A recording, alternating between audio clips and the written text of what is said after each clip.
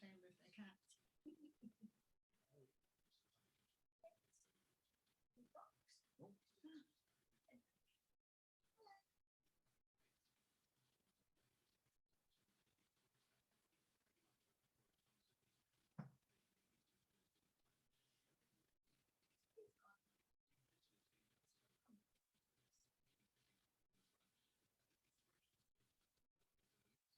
No windows. All right.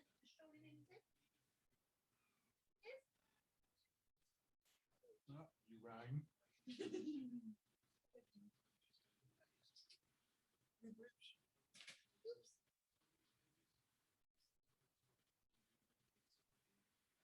Oops, so no feather stick on your bum. Oh, he just gave me slow bling.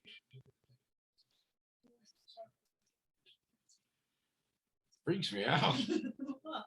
The way he reacts to it. He's what, the feather stick? Yeah. Well, and then sticks his bum in the air. It's hilarious. My favourite bit of it. Stick that on Set Life. Absolutely.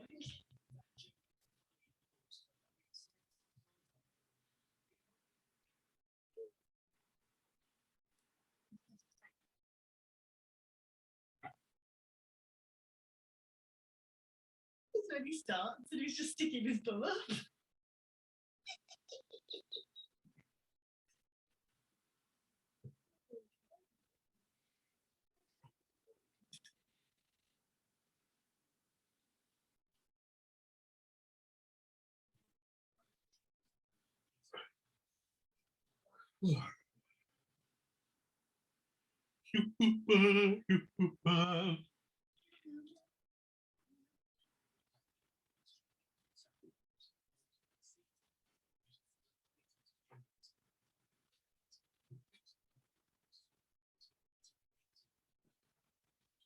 So you think Jess is still salty towards you about the whole housing situation?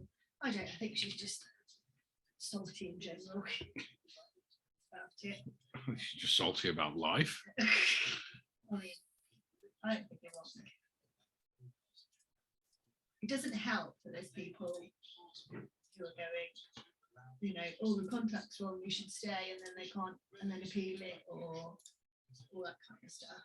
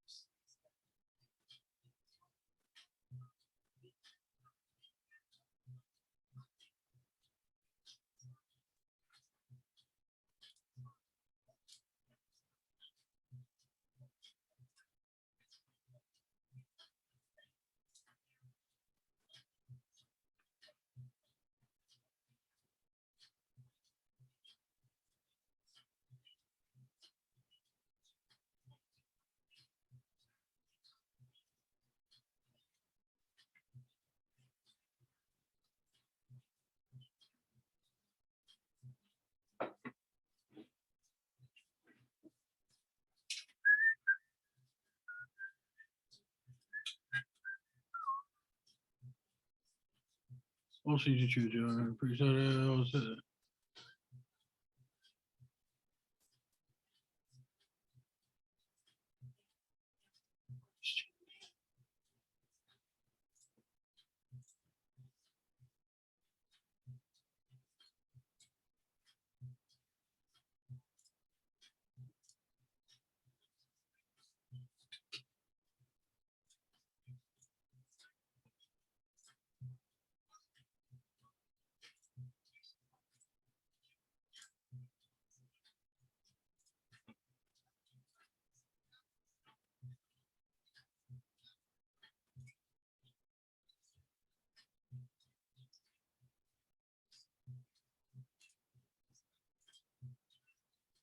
Ah.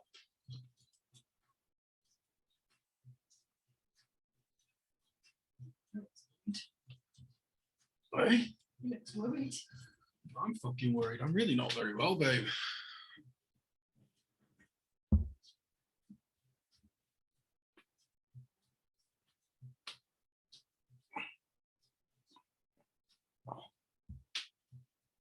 Oh, my hips are really tight.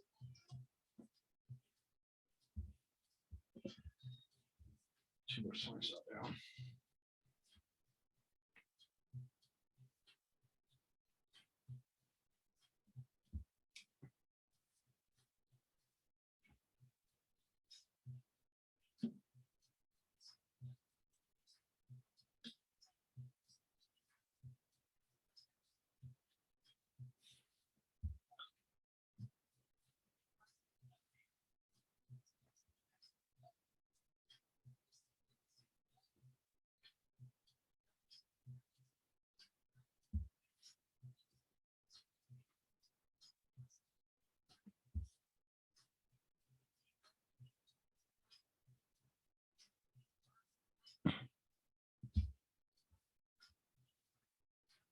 Oh, David.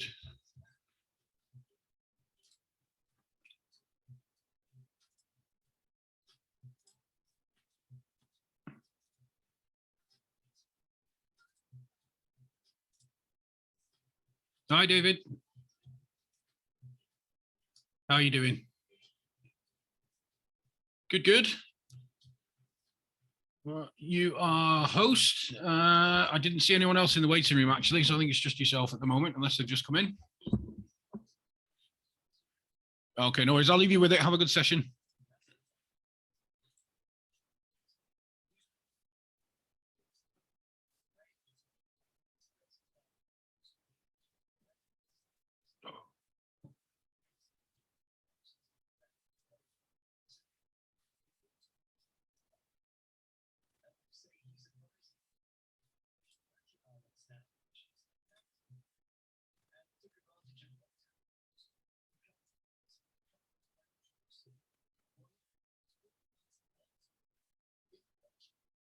Oh.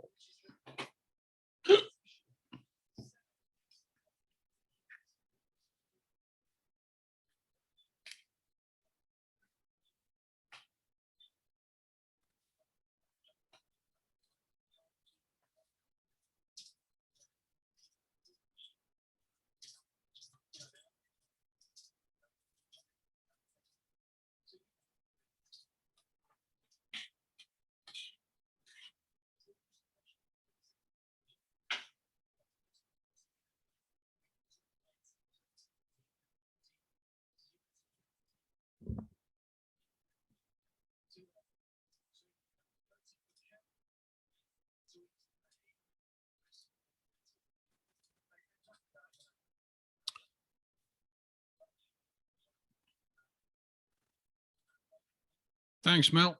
No problem. Have a good one.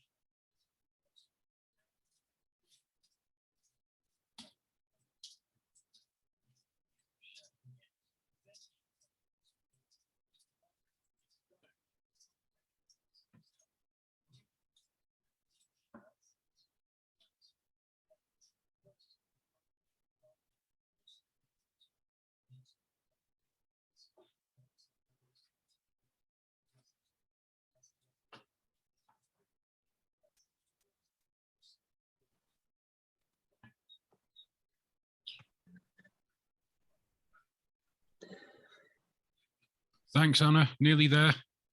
For today, yeah. Okay. Just 2 more. Okay.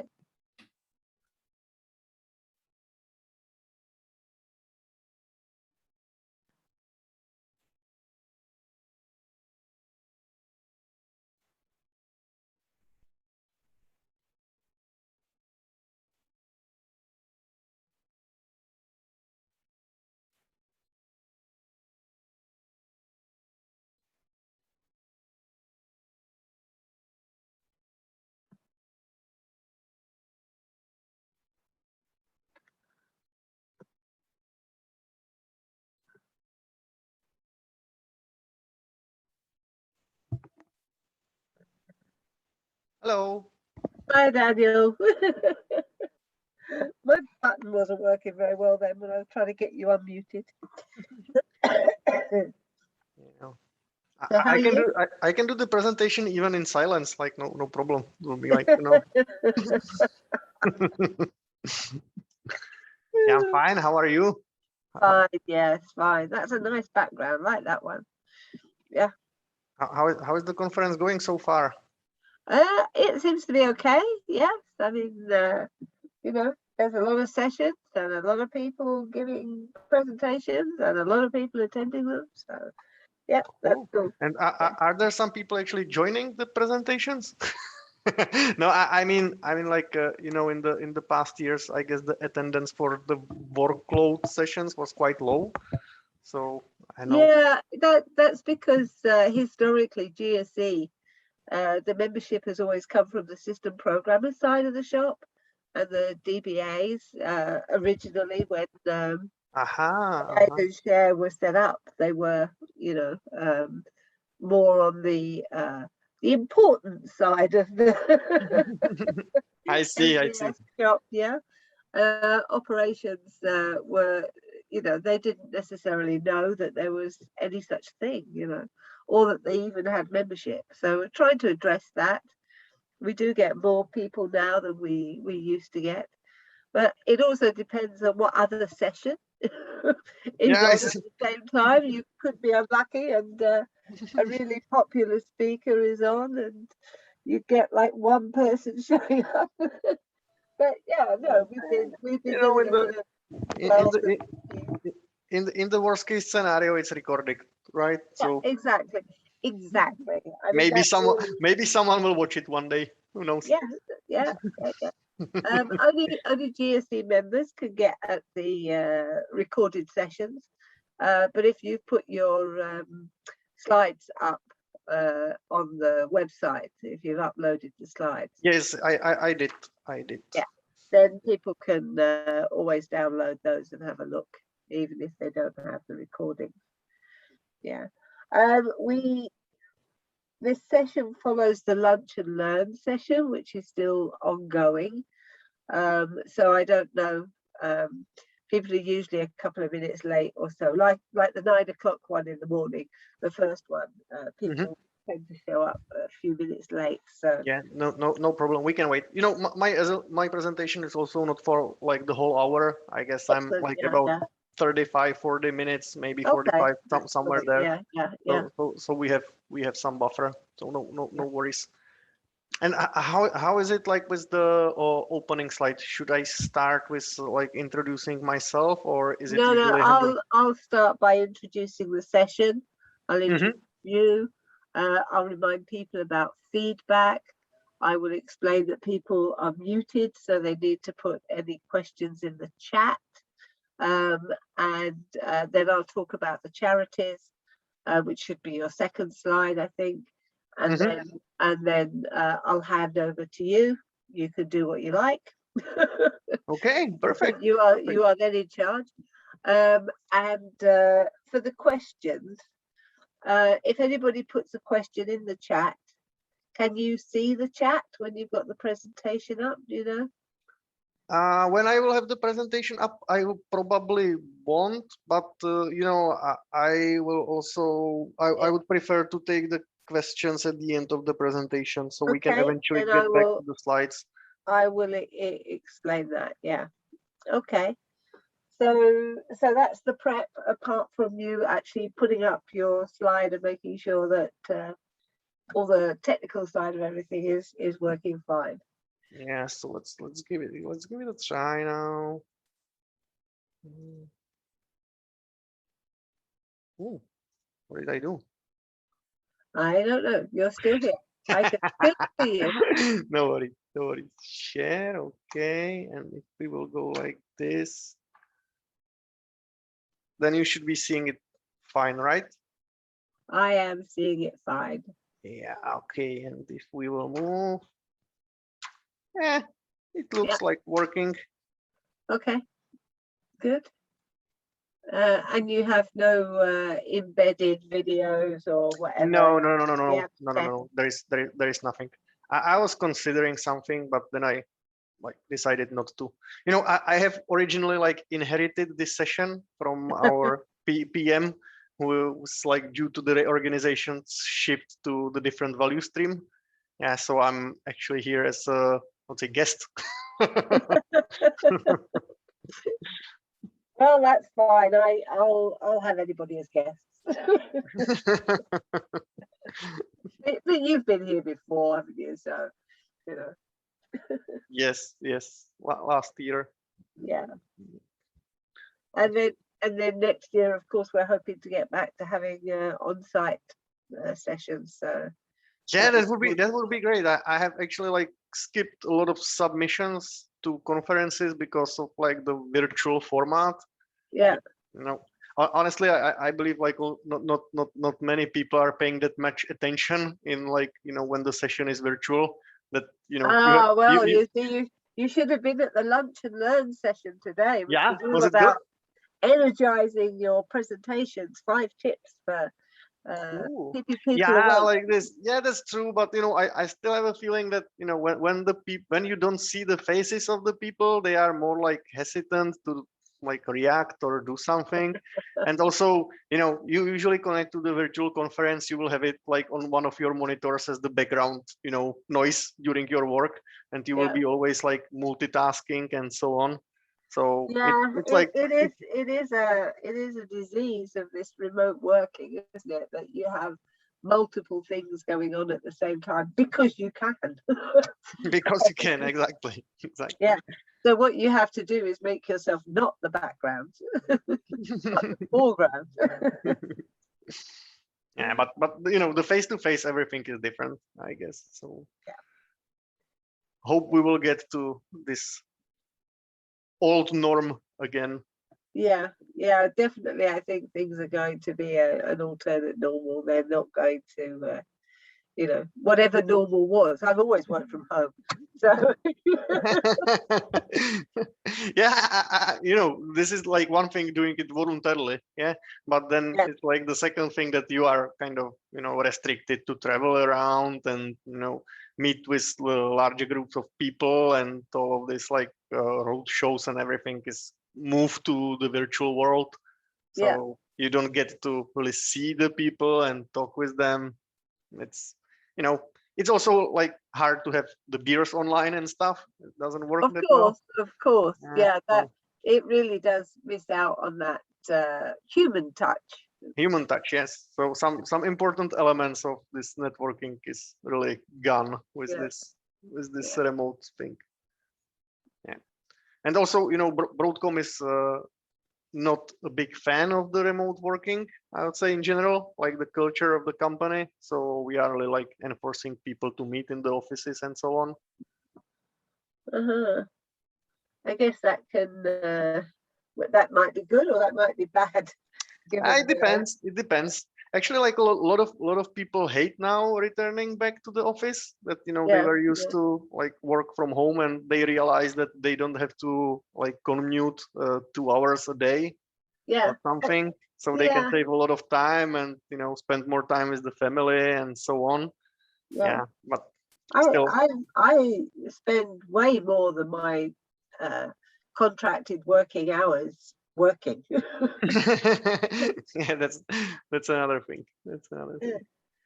So yeah, I think that's the issue with some companies, is that they think that Yeah, They don't have the confidence in their yes, staff yes. to really work, and I think that just shows really bad leadership, really. Personally. Yeah.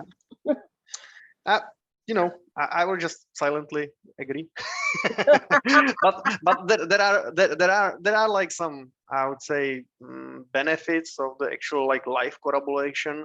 So well, I would be actually like the promoter of, let's call it, some hybrid model. Yeah. That like 2 days a week, the people go to the office, make those like team meetings together, have some, let's say, collaboration, design sessions, and so on. Like really those things when you put the people to the same room, bring the whiteboard, when it has some real value, then you value the interaction. But then, especially for like our kind of work, and especially like the developers kind of work and stuff, it's better when they can like work in some calm, environment, with no disruptions, and they can actually be like more productive than in office, I believe. I think I mean, me, I'm a night owl. I'm not very good at working first thing in the morning, but at midnight I can produce some of my best stuff. So people also have different ways of working. So we'll see how this whole thing will evolve. I guess like the whole world is changing, but we might be a little slower at Broadcom. We will see how it will go. But really, like the big hit, like these studies that were published, like how it's called, the huge migration or something, that like a lot of people are leaving the companies or hesitant to take new job opportunities because it doesn't allow them to work remotely and so on. Because this like worldwide experiment kind of showed them what are the possibilities, and now it's hard to get back, and I don't think we'll ever get like completely back. I mean, obviously there are things that can only be done, shop sellers have to be in the shop, that sort of thing, but although that's reducing as well, of course. You could just have them on cameras monitoring and everybody's just doing self-service, so or you just order your stuff online. You have people in the warehouses, but not so much in the shop front. So there's things are changing. Things are just changing all the time. All right, it's 2 o'clock, so I shall let the couple of people in that are in the waiting room. As I say, I expect 2 or 3 more will at least join during the first few minutes. So shall we give it like 1 or 2 more minutes before we start, or how do you? No, because I'll take up a couple of minutes doing the introduction anyway. So okay, cool.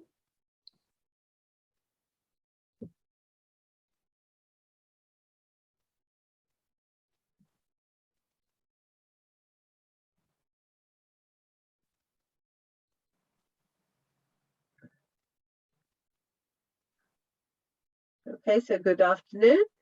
This is session 3AV for your feedback information. This session will be given by Daniel. I've not checked how to say the name, Rempter. Yes, that's from Broadcom Software, and his session is on how can Workload Automation Intelligence provide key insights into reducing SLA breaches. So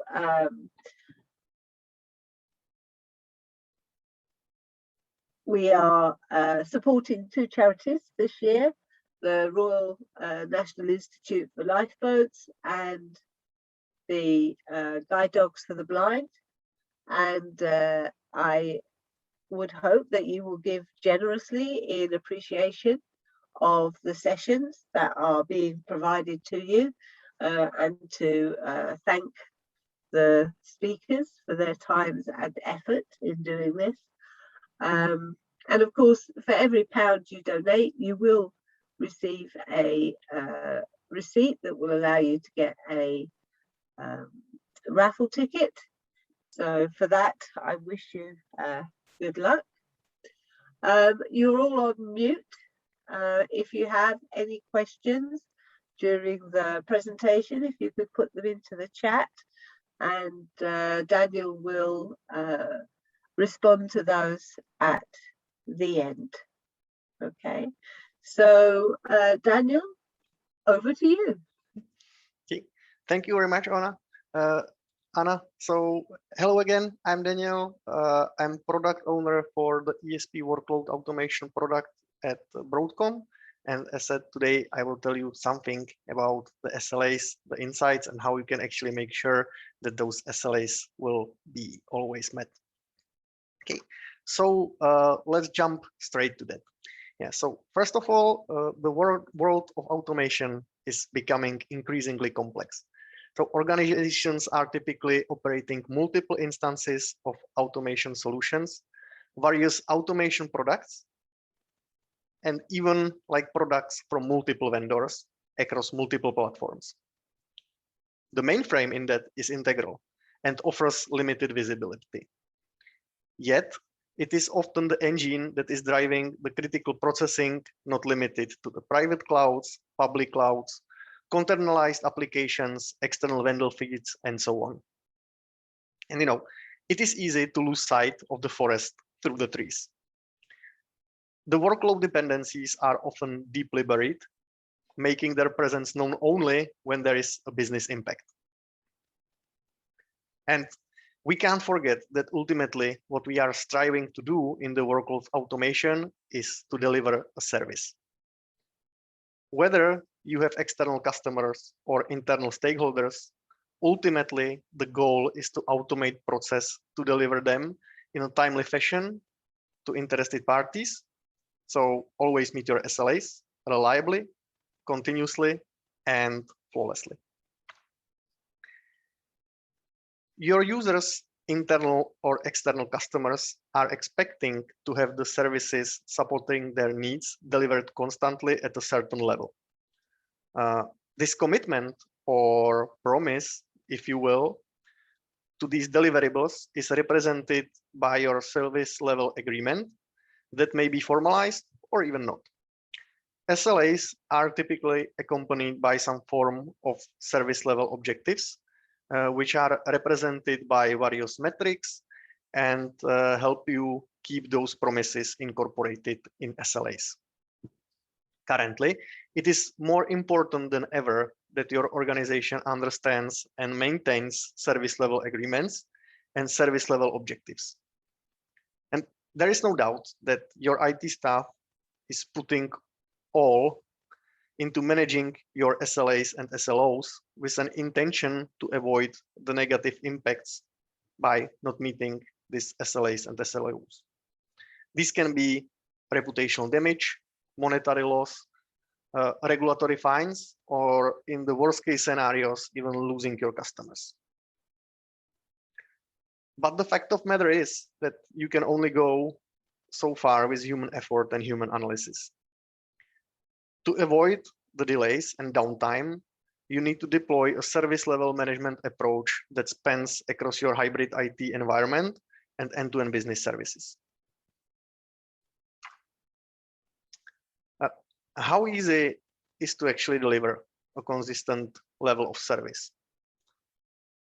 And is the presented complexity really a thing? So let's take a look at the results of the research the Enterprise Management Associates conducted in 2019. These results showed that 60% of large organizations consume multiple automation technologies, often from different vendors. This research survey also found that the 3/4 of those organizations have their critical business processes spanning these technologies. And surprise, surprise, mainframe and the automation of the processes is the backbone of the whole enterprise. Interestingly, over 1/3 of respondents reported significant challenges in delivering these services through those technologies.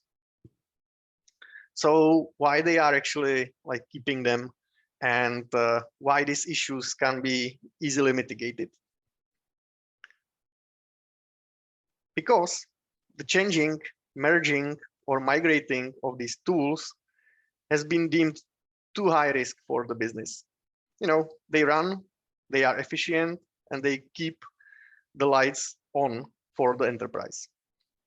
Additionally, over the years, they got very deeply incorporated into the organizational processes and became so complex that the knowledge about what does what and why has in many times already left the company with leading or retiring professionals.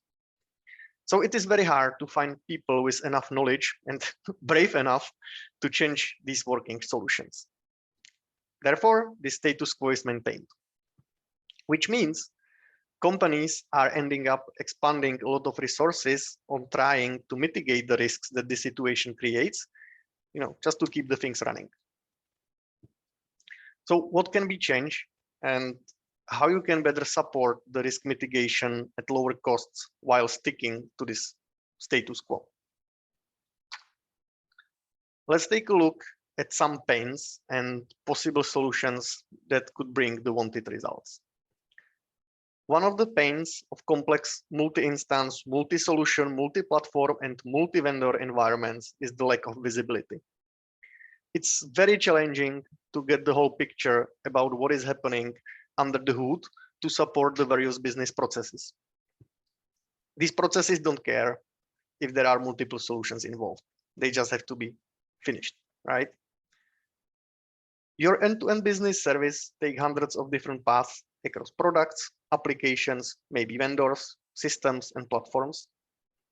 And you already undoubtedly use different monitoring tools to keep operations running smoothly and efficiently.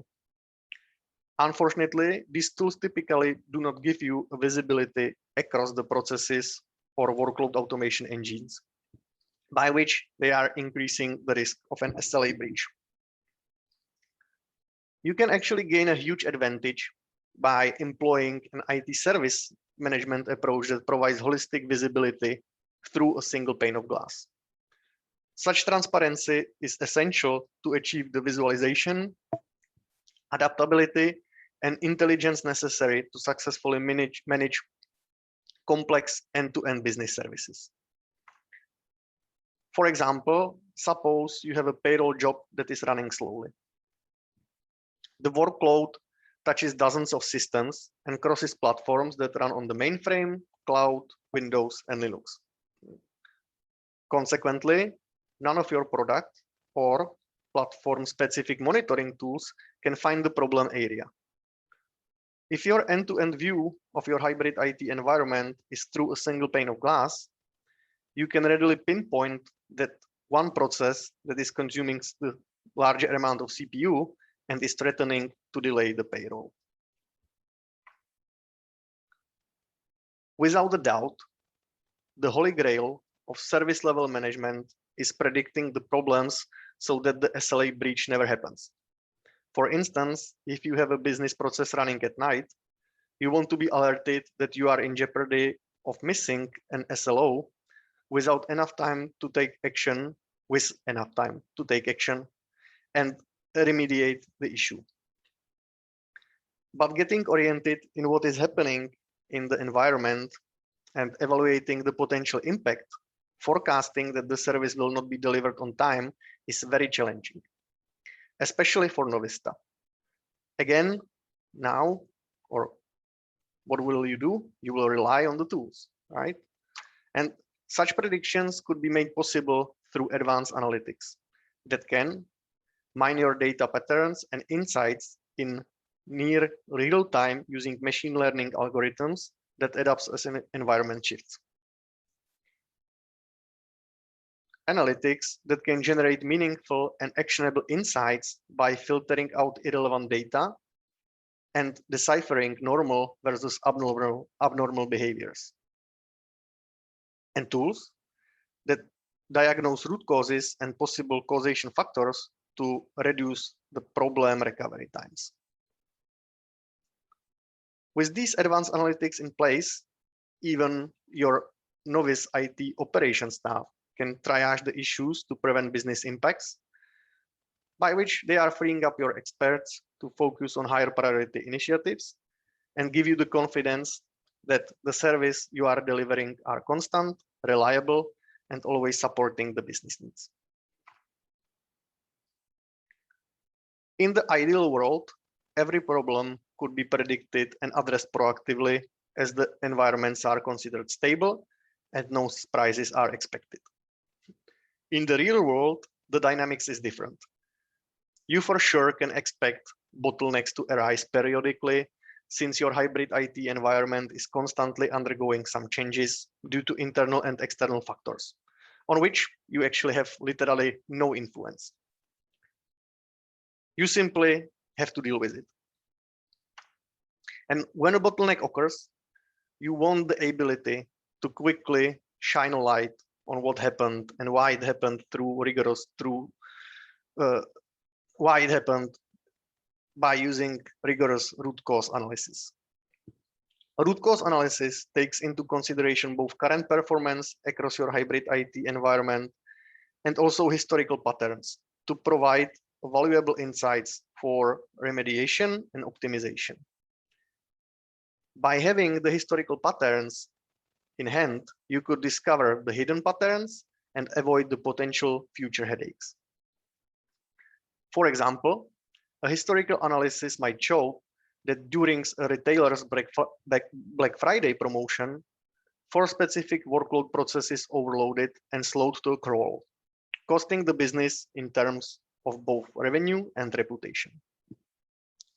Corrective action can then be taken against these specific workloads, preventing the failures from reoccurring and ensuring they do not negatively impact future sales events. The constant removals of newly appeared bottlenecks is how you make the service deliverable stable. Another particular thorny problem to discern in a hybrid IT environment is a performance degradation over time. Performance degradation is often subtle. It may occur over months or even years. For instance, degradation might be the result of a hardware change that is only peripherally connected to a given workload, or it could be caused by a gradual increase in the volume of transactions. The issue, of course, is that there is no issue now, but there will be an issue later if proactive steps are not taken. By leveraging the advanced analytics, it lets you get ahead of the curve by reviewing the historical trends and current performance, and alerts you when an end-to-end business service is experiencing the degradation. Periodical running of various reports can help you discover the starting degradation and catch the potential issue in the stage when it has no impact on your SLAs yet. So basically, you will dodge a bullet before it's even shot. And that is where you always want to be, like one step ahead. For example, if a nightly job has steadily shifted from finishing at 2:30 a.m. to 3:30 a.m., a trend analysis will know the change so that the IT staff can optimize the process before the performance degrades to a critical level.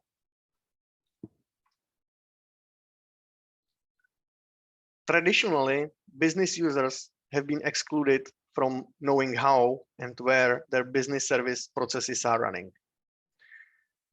This has been IT's domain. The traditional monitoring capabilities provided by mainframe products, the mainframe security, and maybe even the lack of knowledge about the available capabilities contributes to the business versus IT state. But both IT staff and business users can benefit from changing this status. By giving business users dashboards that display the data concerning the end-to-end business service they are engaged with or that they rely on, business users are able to check the status of their jobs and see if they are in jeopardy of missing an SLA. Therefore, an important piece of your service level management solution is the ability to empower your business users with the visibility and self-service. By doing so, they no longer have to open a ticket and wait for your IT to give them an update. As a result, the business users gain the autonomy and the IT staff members get back a valuable time. Also, as the autonomy is increased, information are distributed and accessible in the real time, and the slowdowns caused by the delays in the communication between people are removed. So, the previous part of my presentation was mostly about the theory. What are the issues and how those issues can be potentially mitigated? But now let's take a look on how we approach the automation intelligence solution at Broadcom, and more specifically in ESP. So how we approach providing the required support for avoiding these headaches. Let's start with ESP. ESP is a mainframe scheduler that is able to manage cross-platform workloads through using the workload automation agents that are residing on various distributed servers or in clouds. It already provides many capabilities for reporting, SLAs monitoring, and self-service itself. It also could integrate with other in-house built applications, in-house built dashboards, or, for example, with some ticket reporting systems by using the available REST APIs. Or we also have some native integrations with other Broadcom schedulers in place, like Autosys. Yet, these tools, or specifically ESP, gives you specific insights only about the ESP ecosystem. So how could you potentially discover the cross-instance, cross-platform, cross-product dependencies? And this is actually when the workload automation intelligence comes into the game. So ESP has recently become a member of the workload automation products that are integrated with Atomic Automation Intelligence, which we call AAI. Broadcom's Atomic Automation Intelligence offers visibility into automation processes that cross platforms, automation vendors, and external applications, all of that through a single pane of glass. It has a series of prepared connectors to plug in various schedules, or provides an open APIs with their descriptions, giving you the possibility to build additional connectors on your own.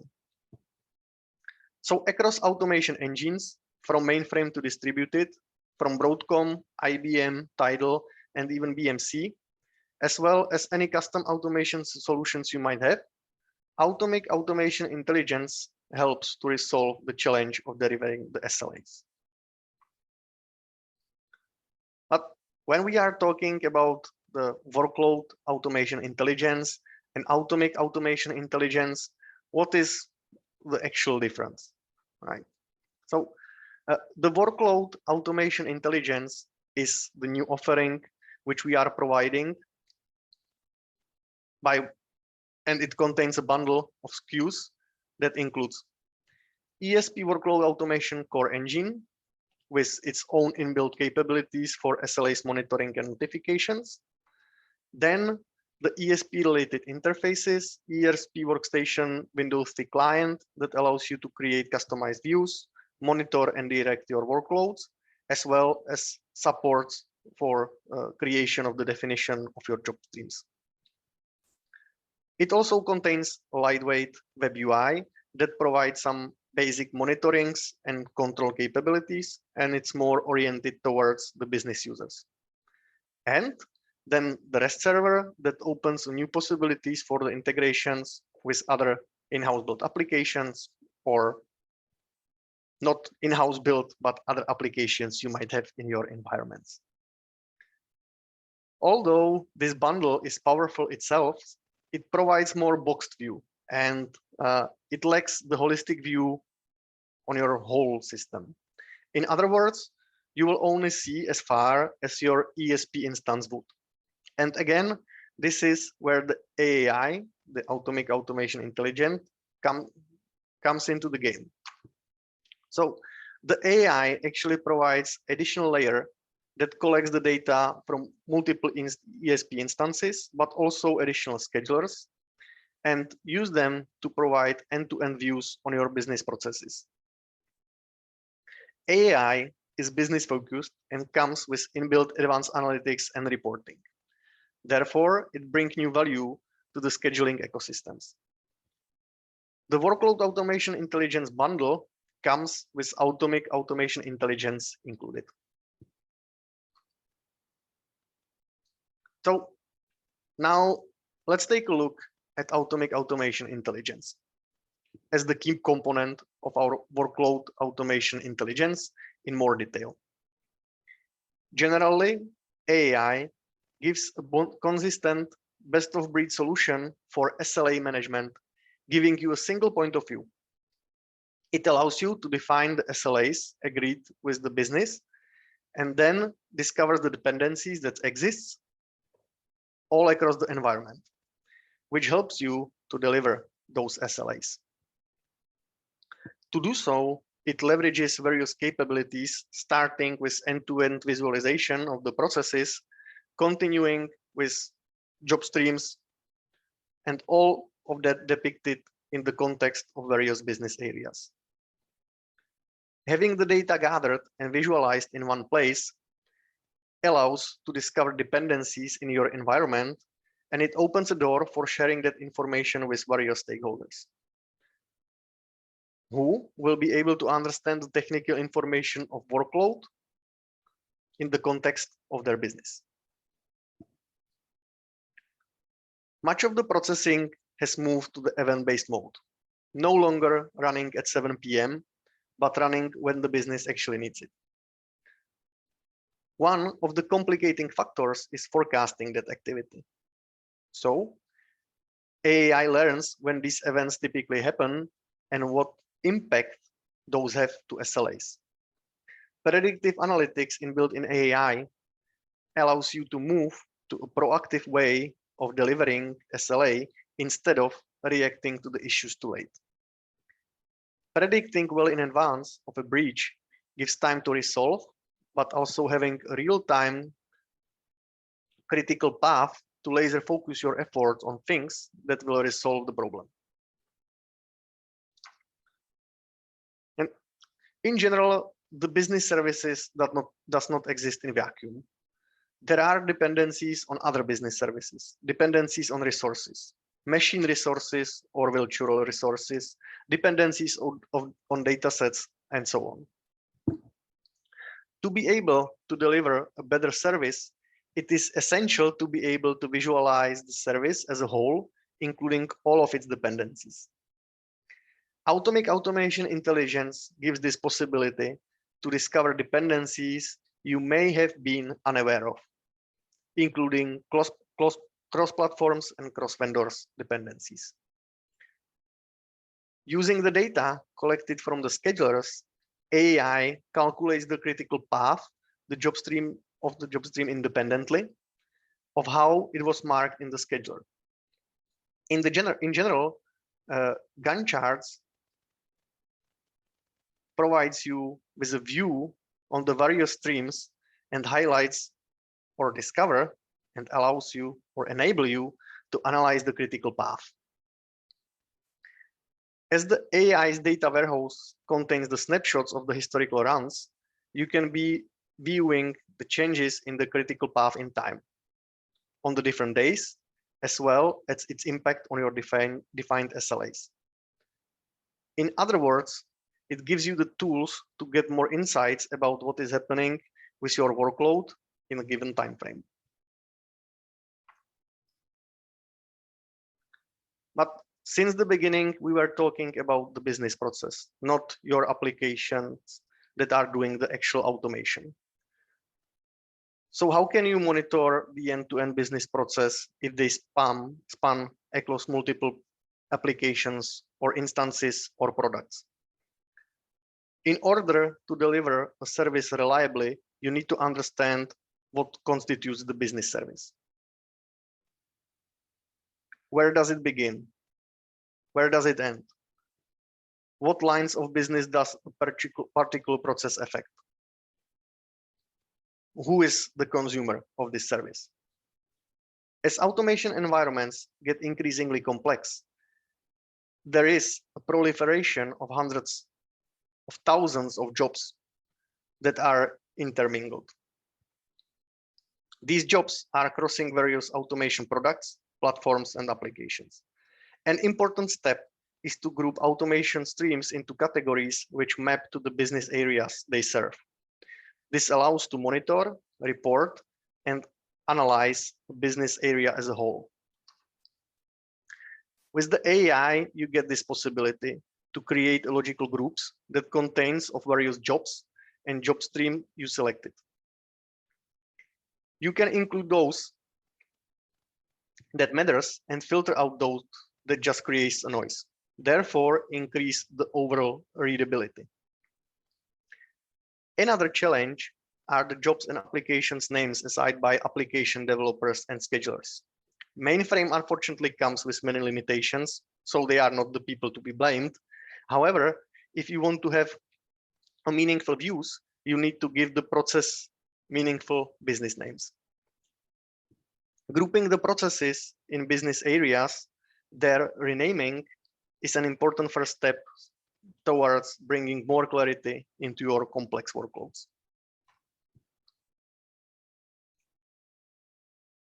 Now you may be thinking, I don't have multiple schedulers. Maybe I have only ESP. What value will I get from AI? Even if you use only ESP and no other scheduler, there is still a lot of value you get with the AI integration. ESP business users face challenges while recognizing the applications and jobs related to their business processes, as well as watching these applications finish through completion. As mentioned, AI has the ability to map these applications and jobs to business processes using descriptive names in business language, as well as grouping processes into defined business areas. Take a look at this picture. Demo 0002 application name in ESP is mapped into business language on the left. Look at the arrow. This demo 0002 is mapped to market pricing ESP 002, and it falls under the category of market price. Additionally, by grouping data streams, all metrics and statistics roll up. So it allows you to generate reports about these streams at any level. For example, you can run a report on market pricing ESP 002 stream, or run a report from its parent market price, which will produce a larger report, including all the streams under it.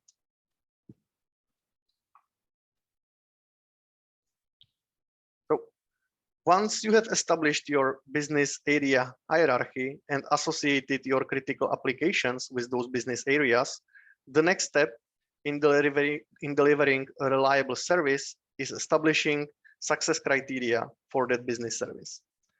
Of course, this means establishing SLAs for each business process. Without knowing what the goal is, there is no way to measure if you are successfully delivering your service. Service level agreements may be dictated by an actual customer facing SLA, or it may be an internal IT operations SLA. It can be informed by how this service level has performed in the past. It may be based on the particular time of a day or based on a duration. In any case, establishing the SLA is a critical component to be able to measure if you are able to deliver a service reliably.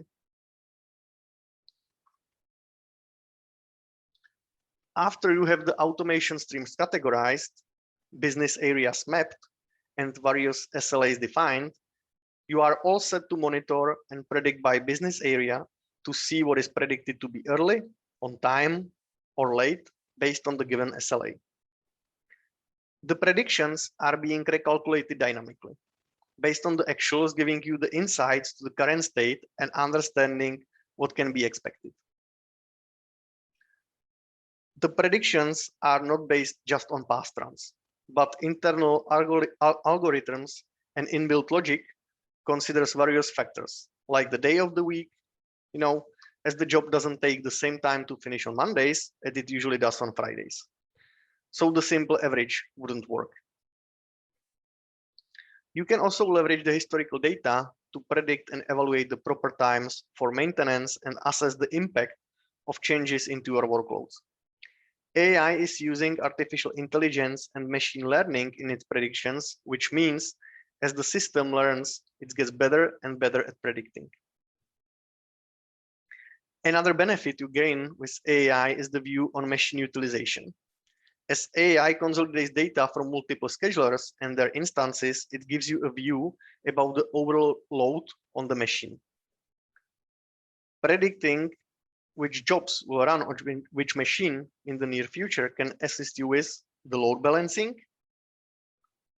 machine maintenance, and it also gives you an easy to use tool to identify the unnecessary peaks. But just to answer the question, do really all the jobs on the machine have to run at 8 a.m.? I don't know. Isn't this a nice runway for opening the optimization discussion?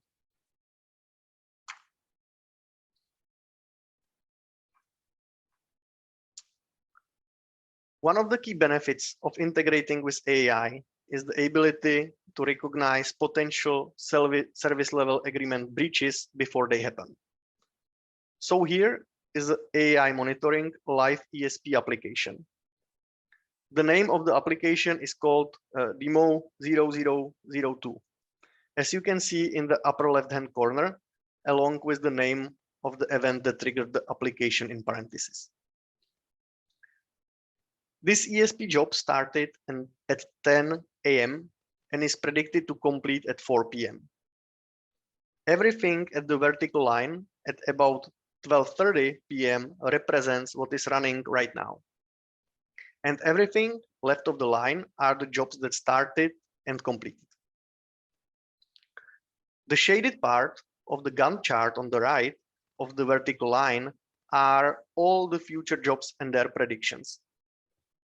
This prediction is moving forward in time, and as actuals come in and they happen to vary from what we predict, the downstream jobs are then repredicted. The blue dashed line on the right is the average time that is calculated over many runs of the job. The red dashed line on the far right is the SLA. We do not want our job to cross that line.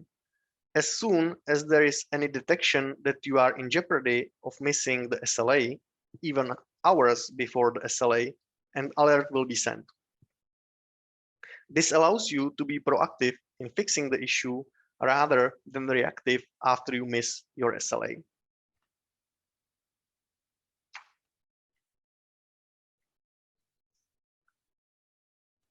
It is a common practice with ESP to retain current application runs, but historical applications are often purged. AI stores the history of every application and job run in its own warehouse, which enables you to get back a week or a year, analyze the run, and visualize it. In this example, in the upper right-hand corner, I selected to show the run from May 6, 2019. As you select various days, the visual representation changes as well as the critical path. This information certainly provides all kinds of trending, which will help you optimize batch processes, enable improvements initiatives.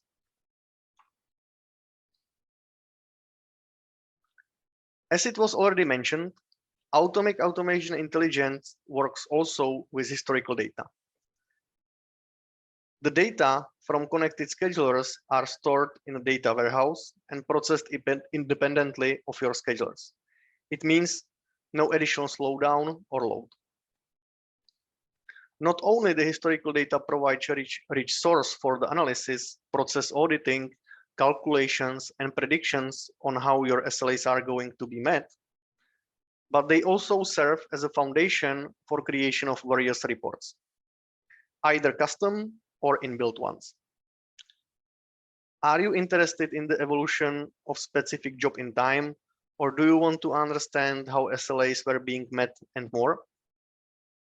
You can use the AI's reporting engine to easily build and generate such reports in various standards formats like PDFs, HTMLs, CSVs. And you can also set periodical and automated creation of the reports and define the report distribution list. Beyond the daily monitoring on delivering on SLAs, automation intelligence allows to protect the future. Use trending analysis to see when the problem is arising will enable you to mitigate the problem before it appeared. The AI also provides tools for self-service to business users. We heard our customers struggled with opening their mainframe data to the outside world. Simply,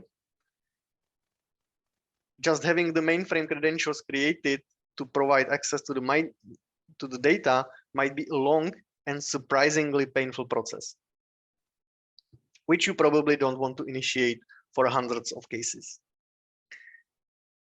As AI has data load and stored into its own data warehouse, it has its own access management, and on that level of AI, you can define the access rights. It also offers the integrations with LDAP. When given the access, business users can leverage the AI features, benefit from abstraction of processes, and can easily monitor the processes of their interest. They can also drill down to better understand what was happening to the process and build their own customized views. AI team is currently also working on improving their overall web UI experience, so there are additional capabilities to come.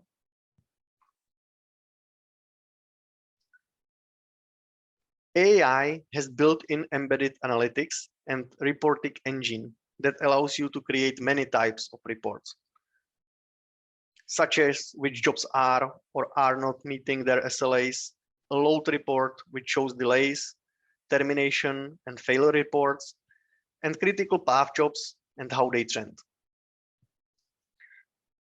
You can create a customized dashboard and then share it with others via URL. Also, the report creation can be scheduled to run single or multiple times.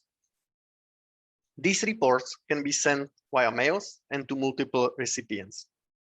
This saves time, efforts, and is a streamlined and repeatable process.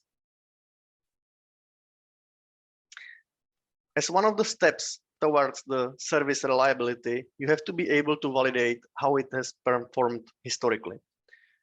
This means being able to accurately report on historical data that may have been archived off of the underlying automation engine or engines. Here I just present one example of the report that can be obtained from AI. This is a report for a job stream daily recon and shows its completion in the last 19 days without any days excluded. The blue lines in the report represents the time needed for the job stream completion, with the dots being the start and end times. The red line then represents the defined SLA. With this report, you can clearly identify when the SLA was missed so that you can go analyze and optimize the batch duration. Being able to optimize what you deliver today is important. Meeting an SLA is a step one, but being able to deliver earlier may allow the business to function better. You can leverage various AI views and information during your analysis. Being able to see the load of jobs by machines and the impact to those jobs as servers become busier, as well as seeing operational delays in time-fence scheduling across business processes, allows to consistently deliver the best service to your company. Identify the delays, bottlenecks, or flaws in the design of the applications easily by using the views combining the stream runs and machine utilization and various other reports, so that you can constantly work on the optimization of the critical batch durations and fulfill your commitments to the business. And by that, we have actually reached the end of my today's presentation. I really hope that you found some valuable information, get some understanding of how the automation intelligence can help you deliver a higher quality service, avoid potential headaches, and therefore position your organization better for success. Thank you very much for being here and bearing with me today. And now, if you have any questions, I guess this is time to ask. I have given you the ability to unmute yourselves if you want to verbally ask a question. We have no questions in the chat.